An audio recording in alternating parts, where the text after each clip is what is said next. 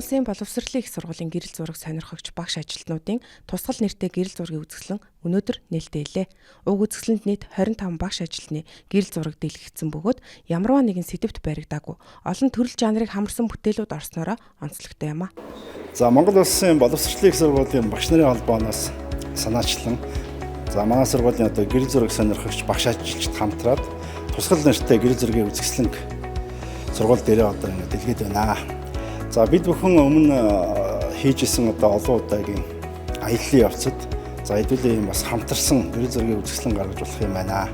За энэ багш нарынхаа бас энэ хобби сонирхлыг дэмжих ийм үүднээс бол гэрэл зургийн үзэсгэлэн гаргая гэж ярилцсан. За тэгээ энэ гэрэл зургийн үзэсгэлэн дээр гарч байгаа зургуудаа бол энэ reflection гэсэн нэртэй энэ гэрэл зургийн цомог болгож хэвлүүлсэн байгаа. За манай энэ үзэсгэлэнгийн гол онцлог бол энэ эрдэмтэн багш нар за өөрийнхөө судалдаг шинжлэх ухааны энэ зургуудыг оруулахаас гадна байгаль ахуй гэдэг маш олон төрлийн энэ төрөл жанрын зураг бүтээлүүд орсноор энэ үзэсгэлэн бол нэлээд онцлог болж байгаа. За тэгээ бид нар бол их тийм минимал гэдэг юм ийм маш энгийн байдлаар үзэсгэлэнгээ бол зохион байгуулж байгаа. За тэгээ нүүдлийн байдлаар бусад салбар сургуулиуд дээр бол энэ хичээлийн үйлрэл хаагдахаас өмнө энэ үзэсгэлэнгээ бол гарганаа. За мөн ирэх намар бол үргэлжлүүлэн гаргах юм төлөвлөгөөтэй ажиллаж байгаа. За ер нь бол сонирхогчдын утгаараа багш нарын бүтээлүүдийн хоорондоо төстэй бүтээлүүд их олон байх шиг байна.